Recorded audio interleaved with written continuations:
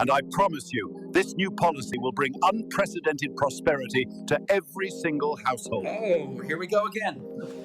They continue to promise us the earth, but we can all see the storm brewing. We know that it could spill over at any time into civil unrest, worst, global conflict. On Context, we look at how to save the West, how to face the challenges of modern Britain through a strategic perspective. Welcome to Context with me, Joseph Robertson. Good morning. It's 7:30 a.m. on Wednesday, July the 23rd, 2025. You've had your coffee. You know the time. But do you know who's really running your country? I'm Joseph Robertson, and this is the first ever episode of Context, your daily strategic briefing that will be coming at 7:30 a.m. every weekday. We're not here to recycle yesterday's headlines. We're here to connect the dots the establishment media deliberately ignores, to understand the levers of power and to forge the blueprints for national renewal. The chattering classes of the new elite in London and Washington will tell you that the managed decline of our nations is inevitable. They offer platitudes while our borders crumble and our culture is erased. They are wrong. So, are you paying attention? And I don't mean listening to the noise, the endless stream of headlines designed to distract, divide, and ultimately demoralize. I mean, are you paying attention to the real war being waged for the future of our country? It's not happening on some distant battlefield with tanks and trenches. It's happening here, on our own shores, inside Whitehall, in DC. And it's being fought on the very screens you're watching right now. This morning on Context, we're beginning to connect the dots. We expose the three-front war against the West, a war being fought by the same people with the same playbook on both sides of the Atlantic. Front number one is our borders, an invasion by invitation, rubber-stamped by a political class in London and Washington that has willingly surrendered control of who comes into our nations. Front number two is our institutions, a silent coup waged by an unelected, unaccountable bureaucracy, the so-called Blob or the deep state that serves its own globalist ideology, not you, the voting public. And front number three, our minds, the capture of our national conversation by foreign powers and corrupt media corporations who seek to control what you think. But these are not separate crises. They're a coordinated trilateral assault on our sovereignty, our identity, and our freedom. And today, we expose it. The border invasion, a failure by design. Let's start at the most visible front in this war, our borders. The government, its infinite wisdom, tells you they are gripping the situation, but the facts tell a very different story. The reality is that in this year, 2025, we're on track to be the worst on record for illegal channel crossings. Let's take a look at the numbers. So far this year, more than 22,000 illegal immigrants have crossed the channel. The 10,000 mark was passed more than a month earlier than last year, which was itself a record. And just last week, on Thursday the 17th and Friday the 18th of July, over 800 people arrived in just 2 days. This isn't government gripping a problem. This is a Labour government presiding over surrender. Those numbers don't lie. They paint a picture of catastrophic failure. And what is Labour's grand solution to this national security crisis? A so-called one-in, one-out deal with France. Oh, that sounds tough, doesn't it? Sounds decisive.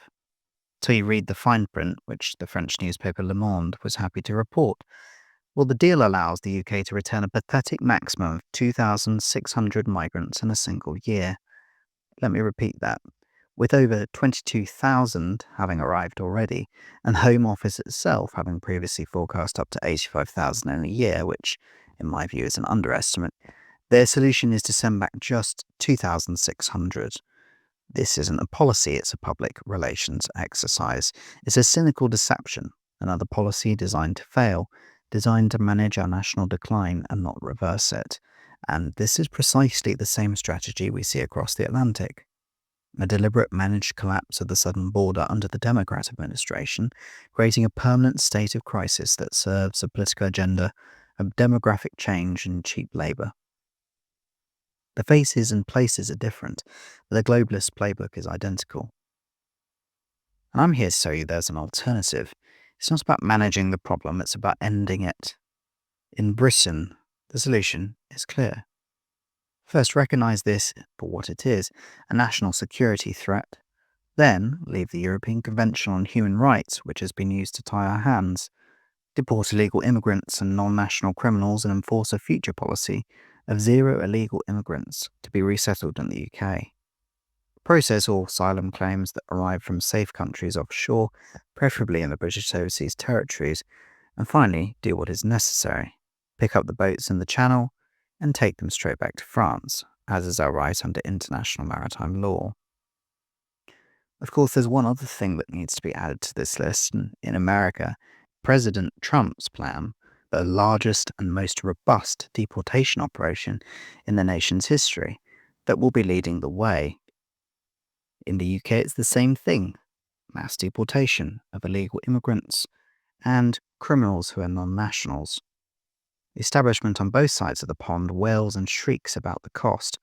They produce endless reports, like one from the American Immigration Council claiming it would cost hundreds of billions of dollars.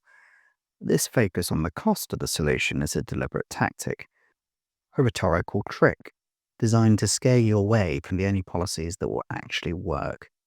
They want you to focus on the price tag of fixing a problem, so you don't ever ask about the ever-escalating cost of inaction.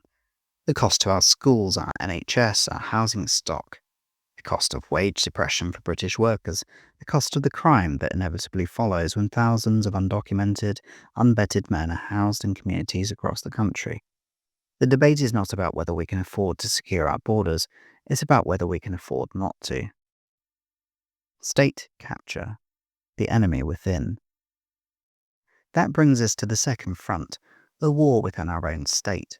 Why do our governments, even those elected on a conservative mandate, so often fail to deliver?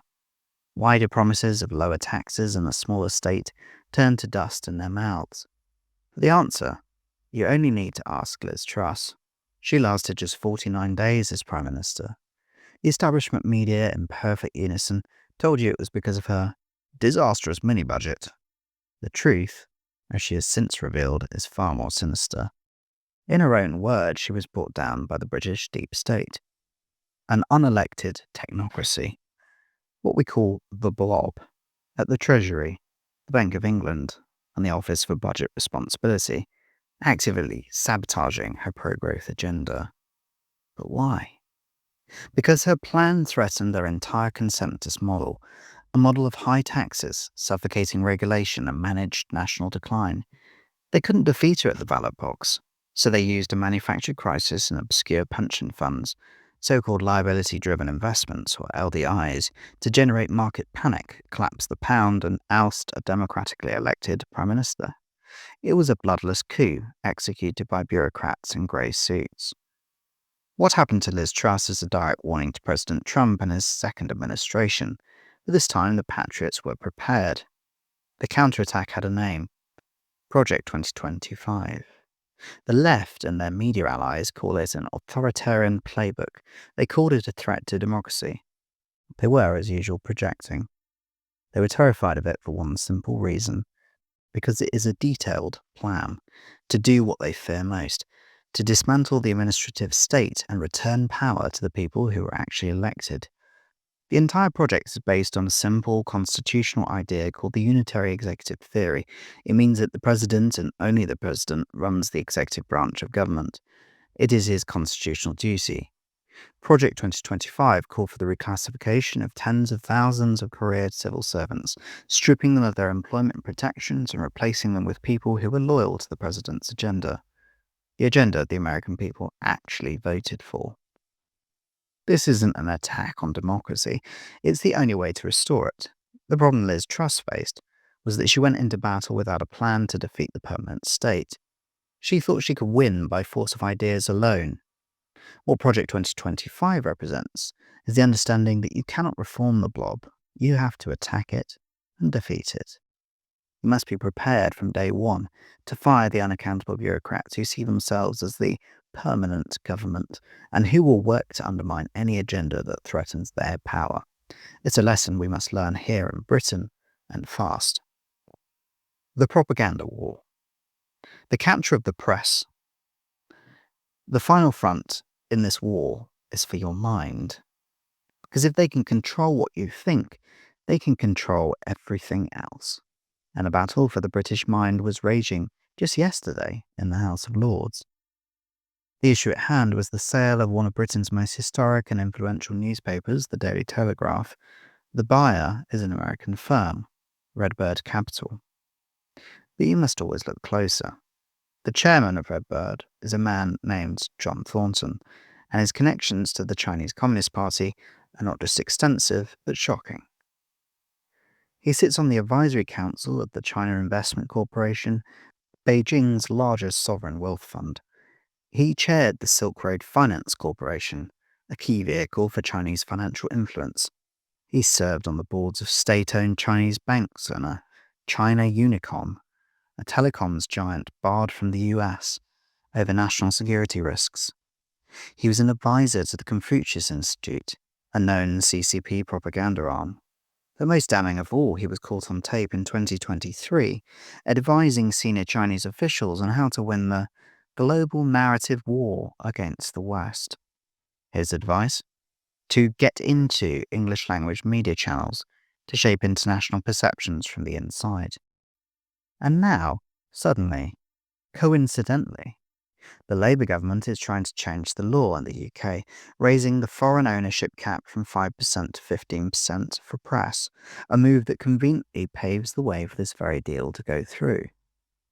Make no mistake, this is not a simple business transaction. It's a CCP influence operation, gift-wrapped by our own government. Think this is a uniquely British problem? Look at what is happening in the United States.